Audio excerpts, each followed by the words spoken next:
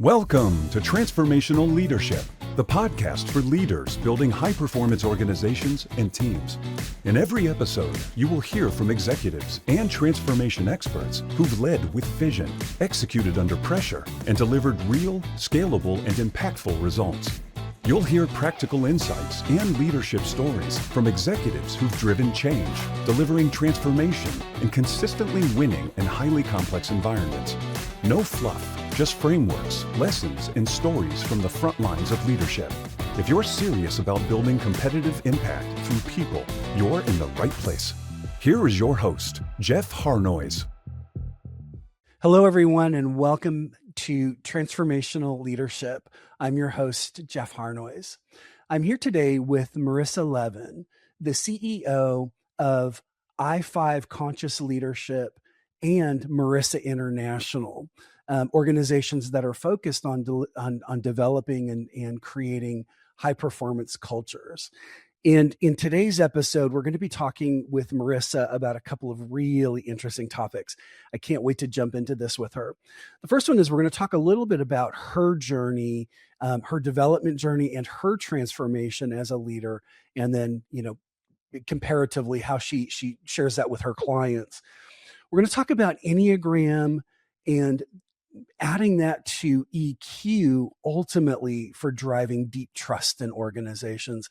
And, as you all know, that's something very close to my heart. I can't wait to get into that topic with her. And then lastly, we're going to talk about conscious leadership and its relationship to AI, which is a topic I think on everybody's mind today. With that, Marissa, welcome to the show. Thank you. It's a pleasure to be here.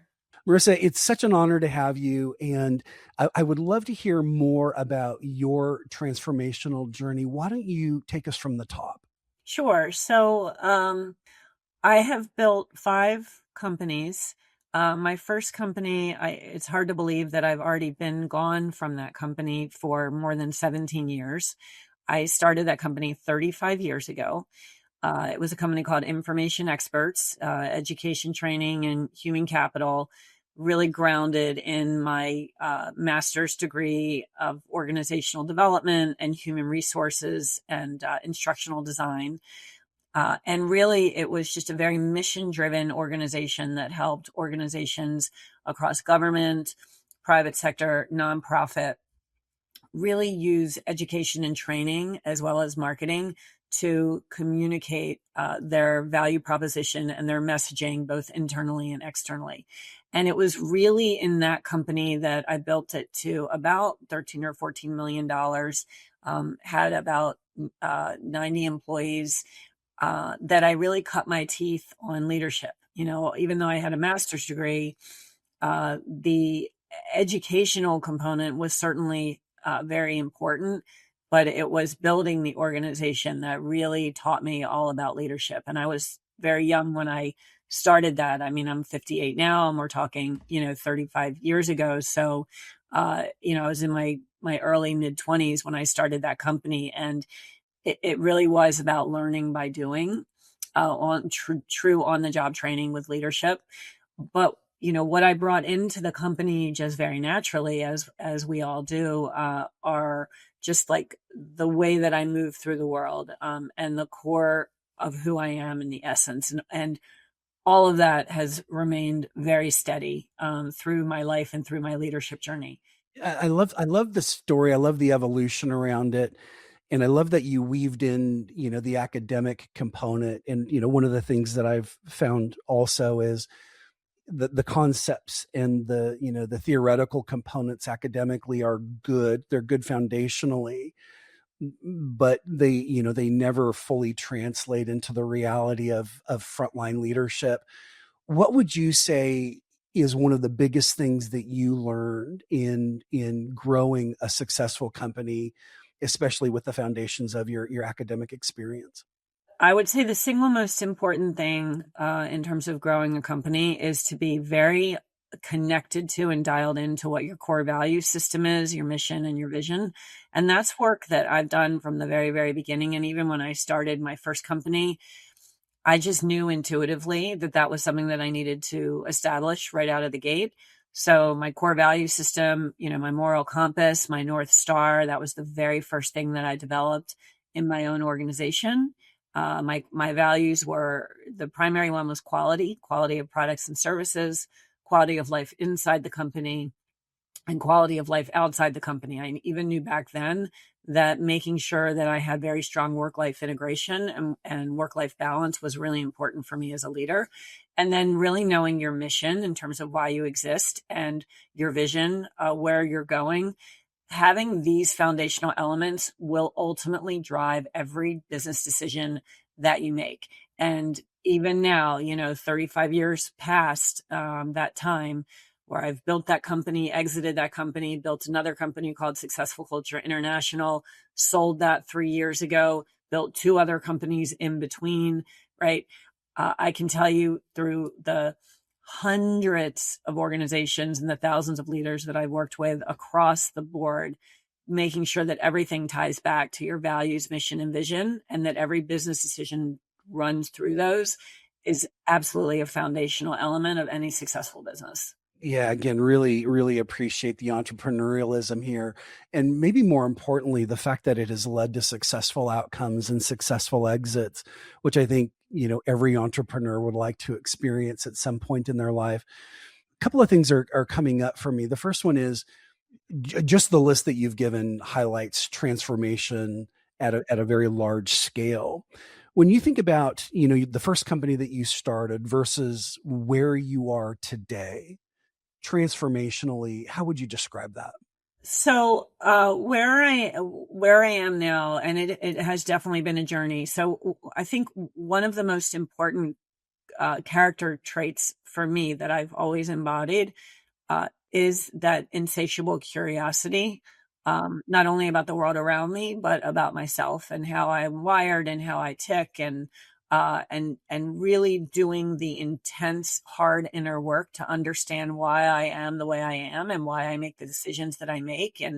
And so constantly investing in myself and my own growth, and then making sure that I'm using all of that knowledge and awareness and insight to bring it into my client organizations to help them be better. So I'm extremely transparent with my clients in terms of my own journey, certainly not to use that as therapy, right, for my own healing, but rather to use it as a window and a mirror for all of my clients, and that to ensure I'm bringing my most authentic self to my work. So my own transformation continues. Like, the idea of the transformational journey is not linear. It is not something that ever ends. It's not a destination. Yeah, and so being comfortable with being in that place of comfort of just exploring who we are at the conscious level, at the subconscious level, at the emotional level, the psychological level, and the spiritual level has been a constant thread in my leadership journey of transformation. I have to say, when I think about the work that we do with executive leaders, the best leaders that we work with have journeys that are similar to yours. They come with a lot of battle scars, a lot of wounds, and then the process of going through and sort of synthesizing them and understanding what's happened, and the healing process becomes part of who they are as leaders, and in some ways part of their leadership practice. And so anytime I hear about somebody who's been on the front lines and, has weathered the war, the battles, I always know that that's somebody who brings a depth of wisdom to leadership. Yeah, I mean, I walked away from my first business because it no longer served me or the business for me to be leading it, for a series of both personal and professional reasons. And, that disillusion of that identity was incredibly painful, but it was incredibly cathartic as well, because it forced me to realize that I was so much more than the identity of that business that I had cultivated for 17 years. Many business owners will lose themselves in the identities of their businesses rather than seeing their businesses as a vehicle to cultivate growth and true understanding of who they are. So wrapping yourself in an identity of a brand, of a business, of what you have accomplished financially, what you have accomplished materially, how people see you in the marketplace. When you attach your identity, your self-worth, your whole sense of, identity, just self-identification to something that is outside of you, including something that you've built, you've completely disconnected from who you are at your core. Yeah. You said something a minute ago that, kind of gave me a little bit of chills, which was the idea of setting down what no longer serves you, which is one of my core and foundational principles. Mechanically, it's a little bit like going and constantly doing a survey or an inventory of what is working for you and what no longer serves you. And I think that the reason there's so much resistance for people letting go, and obviously you came to this awareness that you needed to let go, is exactly what you've described, which is you've wrapped up your identity in the thing that no longer serves you. And how do you set that down? I think that creates a bit of fear for people, which then prevents them from doing exactly what they need to, which is walk away. I love the fact that you've given us a real example that people can look at and say, she did it. She built a company that for 17 years was who she was her identity. And then coming to that realization that wasn't serving you anymore and being able to walk away from it.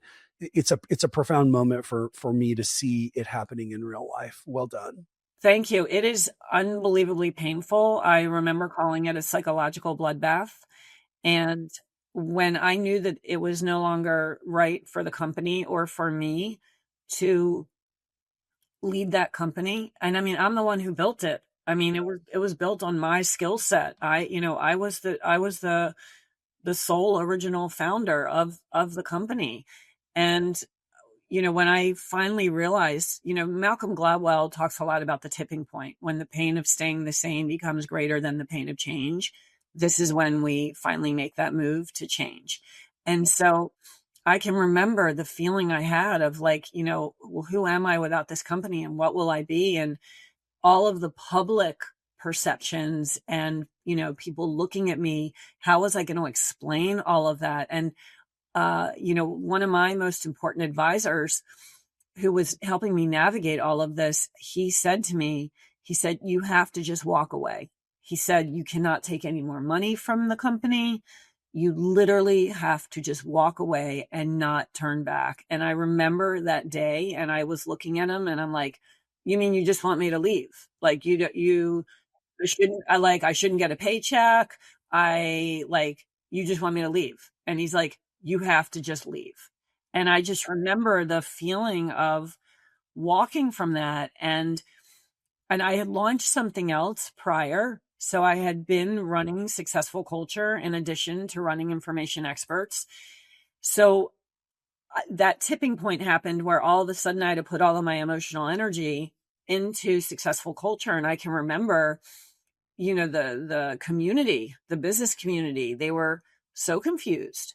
They were like, well, what do you mean you're leaving Information Experts? I mean, what does that mean? You own it. Well, people were confused, and I basically said it doesn't serve me anymore, and I'm not the right person to lead it anymore, and I'm standing this entity up instead, right? So it just, my identity truly disintegrated like in a fire. I mean, it literally felt like a fire was burning off my skin, and Jeff, we're going into, and I live a very spiritual life. We are moving out of the year of the snake and into the year of the horse. And it's a very difficult transition, and shedding those skins that we all have, before something can replace that, there has to be a season and a time of complete rawness and openness, right? A snake sheds its skin and they are lying there completely exposed before anything else has created or taken form or taken shape around them to create a protective shell. And I can remember being in that space of just complete rawness and vulnerability and openness with no protection of anything. Like, so who are we at the core when what we've known to be true as our identity, either in the personal or professional realm, and I've experienced it both ways, who are we when we shed those identities and we're left just with our core and our essence? And that's why I'm saying to you before, when we first started, when I look at my entire journey of 35 years, the core, the essence of who I am has remained unchanged. And that's why it's so critical for leaders to do the work of deep self-awareness and deep self-understanding and knowledge. What you're describing, Marissa, is how I typically describe transformation. What is your current state? Using the analogy that you offered a second ago, what is the current skin that you're in? What is your desired state? And in many cases, getting to that desired state requires you to shed the skin that you're in. That is the transformation. And so while we may be talking about, a fundamental business transformation, it always begins with the people. I tell this to people all the time. It doesn't matter how good your strategy is. It doesn't matter how good your plan is. It doesn't matter how good you are at execution.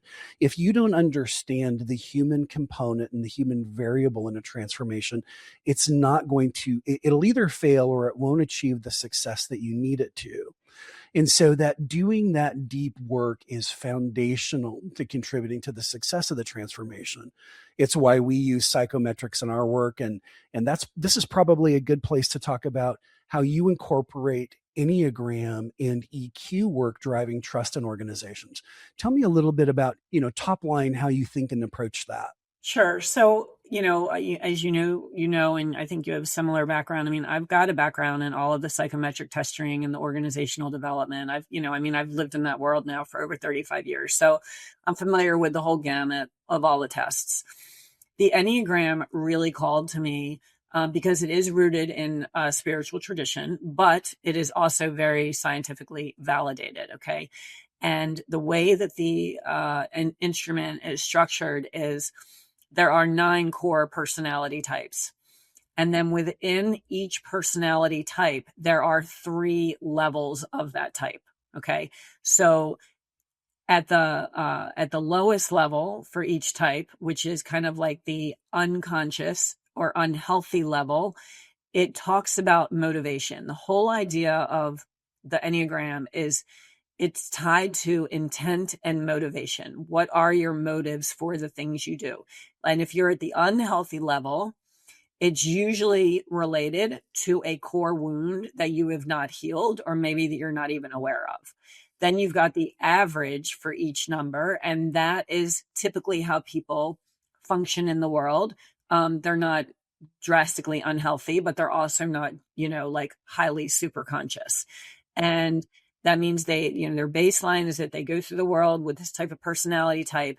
And then when they are triggered, they may disintegrate into a lower type of their personality type. But typically it's just a very average awareness, like not super conscious, but not completely disconnected. And then the third level of the Enneagram for each personality type is really what they consider to be healthy, as well as truly super conscious of why they're showing up. So for an example, I'm a 2 on the Enneagram. I am an off the charts 2, which is the giver, the helper, the pleaser.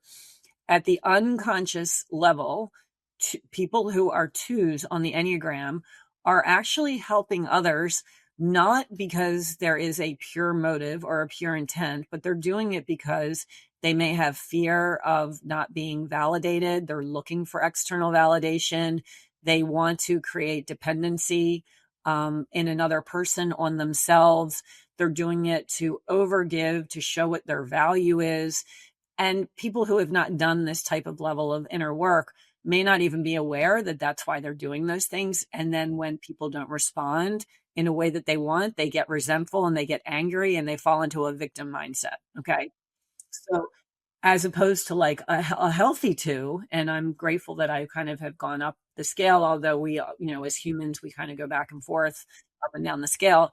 As a healthy 2, I'm always in that conscious place of what is the motive that I'm behind why I'm helping somebody, right? Is it truly pure? Is it unconditional? Am I expecting nothing in return? Am I doing it only because I truly want to serve from altruism? And being so highly conscious of your motivation is really what is able to, to drive joy and minimize your suffering. And so with the Enneagram, there are 9 different personality traits.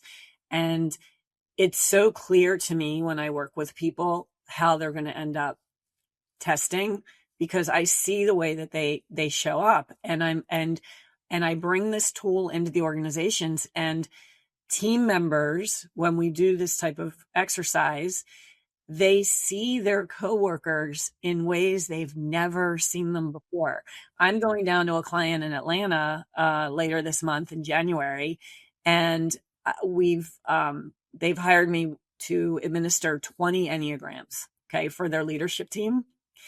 And they're coming in, and I am just like, wow, like now I understand why this person is so reluctant to do this. And now I see, oh, this person is head of sales and he is exactly where he's supposed to be, right? So I'm going down and I'm doing part of their leadership kickoff retreat, and I'm going to do a whole segment on the Enneagram and all the motivations and how everyone can kind of see each other at a much deeper level. And it's going to transform all of the team dynamics, all of it. Yeah, I think to your point, when we do these kinds of assessments, and I think of them as diagnostics, although some of those organizations might push back a little, we can predictably understand communication styles and preferences. We can predictably understand decision-making and approaches to decision-making. We can predictably understand how you're going to show up in conflict and, what approaches you might take to resolve conflict. And I mention that because, this particular segment that you and I are talking about is really based on organizational trust and driving it. And when we can reveal these interpersonal drivers or personality drivers, we can then sort of understand. Now, we don't have to like how somebody shows up, but if we can understand that that's why they're showing up the way they do, we can sort of depersonalize the interaction and say, let's focus on making a good decision with our variable. And I think having that awareness really does, drive trust in organizations. Well, understanding someone leads to trust, right? When someone feels seen and understood, that is where the psychological safety comes into play. And as we were talking earlier, you and I, business moves at the speed of trust. Relationships move at the speed of trust. Okay.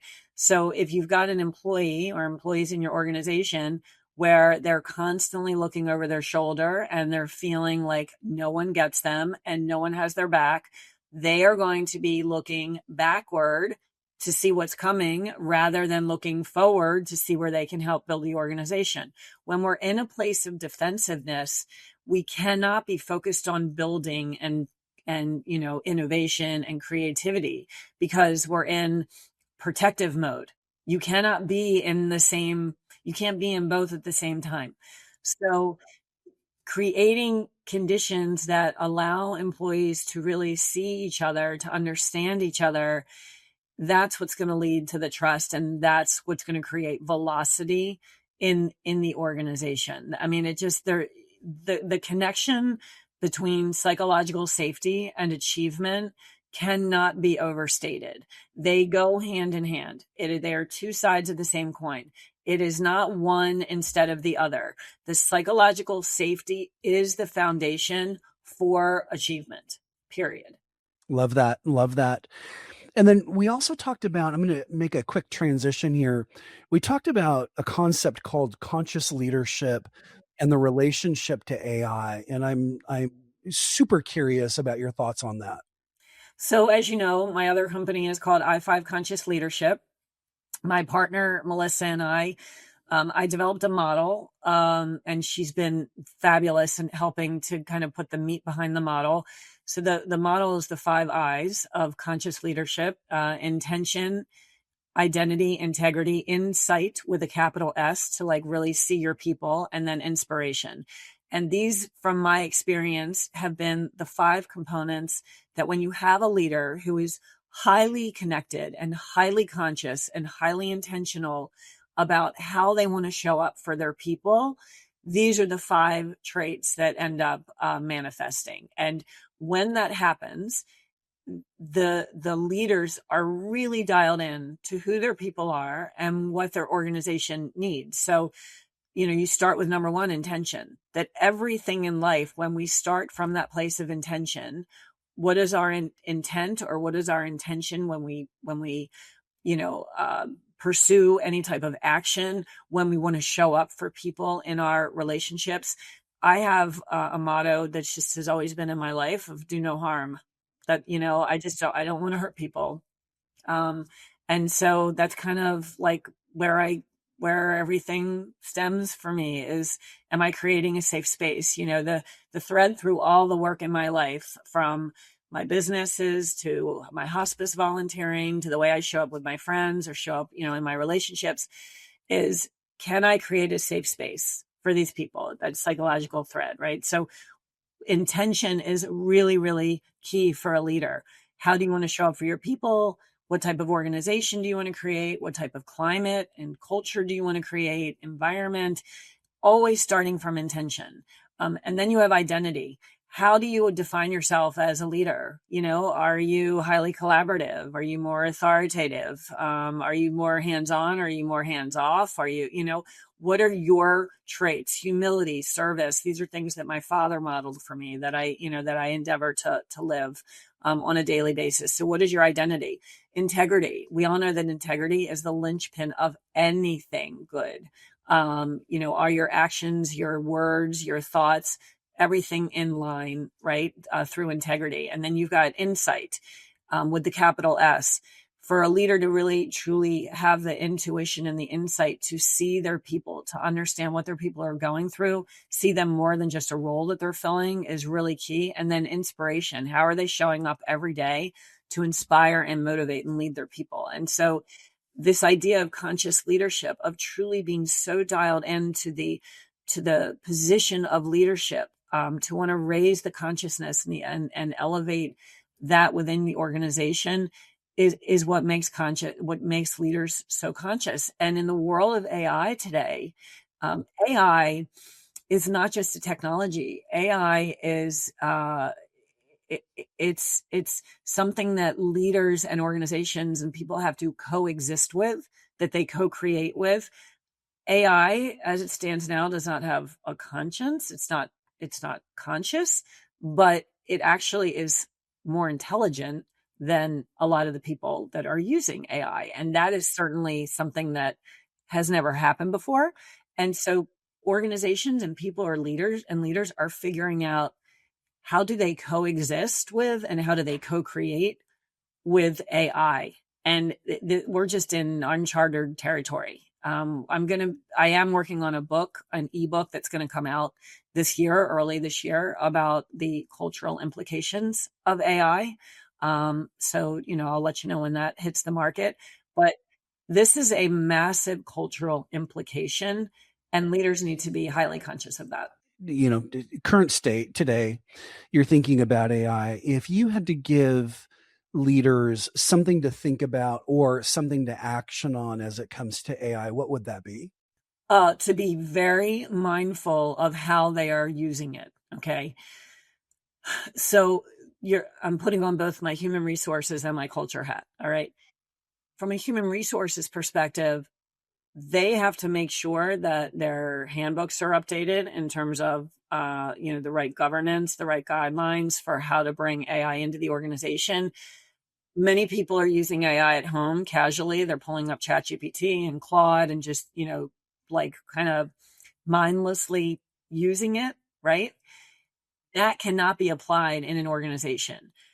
If employees are coming in and using AI that way, they could be creating breaches of security for their company because employees aren't aware that information that they are uploading into AI, documents they're uploading, prompts that they're saying, all of that information becomes fertile ground for to be scraped, right? Through the AI prompts and all of that. And so there has to be due diligence done and parameters established in an organization to ensure that AI is not used in any way that would do harm to the organization. That's kind of like the human resources side of it. Okay. From a people and culture perspective, it's paramount that leaders are really communicating to their company that, hey, we understand that there's fear behind this. We're in it with you. We're learning alongside of you. We're not looking to use AI to replace all of our people. We are looking to use AI to create efficiencies, right? I can tell you in the human resources realm, there are a dozen ways to be using AI that create more efficiencies, but don't necessarily replace people. All right. So making sure that companies are not just jumping to AI as the end all be all. The most valuable asset in an organization will remain the people. And organizations who are approaching AI thinking that they're just going to get maximum efficiency and they can just go in and doge their organization by cutting 30 to 40% of people because they have AI, they're going to be the losers. That's a really interesting perspective. What are they going to lose? They're going to lose their best people. They're going to lose trust in the market. They're not going to thrive. I mean, your people are your greatest asset. Yeah, I certainly agree with that. When we think about people and greatest assets, you mentioned something to me earlier about the joyful list. Or the joyful leadership model. Yeah, can you connect that for me here? Sure. So I created a model called the Joyful Leadership Model, and it had 6 components. And I'm weaving it into the work that I do now. Principles, which are your values, mission, and vision, as I mentioned to you. Process, just really making sure that you've got the right infrastructure, right processes internally to be able to create, a well-oiled machine. People, obviously, I mean, they are your most important asset. How mindful and intentional are you being and strategic in terms of surrounding yourself with people outside your organization, like advisors, which I work with, companies with my advisory board model to work on that as well as the partners you're bringing in, the employees you're bringing in, the customers, all the people that surround you. How mindful and intentional are you being around that? Presence as a leader, how present are you with your people? Do they feel that they have access to you, that they feel connected to you, that you are in it with them, right? And not just like an empty suit. And then you've got perspective. So as a leader, what are you doing to ensure that you are constantly expanding your perspective, that you're getting new ideas and new perspectives? And then the 6th one is play, making sure that you're creating a culture that is truly joyful and contributes to creativity, contributes to innovation. It's not a workhorse type of culture. So play is also very important. So those are the 6 elements of the joyful leadership model that I've created. I love it. I love the comprehensiveness of it. And I love the simplicity of it as well. This seems like something that could be, integrated into a leadership practice pretty easily. Yeah. I bring it in, I find a way to bring it all in, the conscious leadership, the joyful leadership. I mean, it's a lot, but yeah, I find ways to integrate all of it into the C-level coaching that I do, the culture transformation work that I do. And then also, as I mentioned to you before, I work with leaders that are being primed for the C-suite, because that level of leadership, before they go into the C-suite, it requires a whole different level of skill sets, perspectives, analysis, relationship building. So that's kind of the work that I do, the C-level coaching, priming and prepping people who are moving into the C-suite, and then also the culture transformation. Those are kind of my 3 buckets. What I am really intrigued by in terms of the models that you're talking about is that you could take elements of them, joyful leadership, conscious leadership, you could take elements of them and, bolster, let's call them blind spots for leaders, or you could use them systematically and they become a whole platform. I think that's amazing. If somebody wanted to get in touch with you, what would be a good way for them to do that? Is LinkedIn the best option?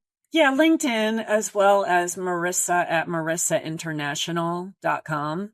That's my primary email. So yeah, LinkedIn, and then through my email. And then they could go to my website, and which will be launching a new site hopefully within the next week or so. That's under development right now, but everything on there is current. And they can download my white paper on joyful leadership and how to truly build a joyful organization, and connect with me through there as well. That's fantastic. I have thoroughly enjoyed this conversation, and I'm honored to have you as a guest on our show here. Yeah, Marissa, thank you so much for joining us, and I can't wait to see what you're going to do in 2026. Thank you so much, Jeff. Thank you for creating this platform and this space to be able to get these messages out. We appreciate you. Awesome. We'll see you soon. The Transformational Leadership podcast requires more than a conversation. It takes vision, action, diagnostics, and collective wisdom. If today's episode resonated with you, be sure to let us know in the comments. We'd love you to join the conversation and help us transform the future together. We'll be back with more stories, strategies, and real-world solutions that are transforming organizations, leaders, and teams. In the meantime, be sure to like, subscribe, write a review, and share it with someone you think would benefit from it too. Thanks for listening, and we'll see you on the next episode.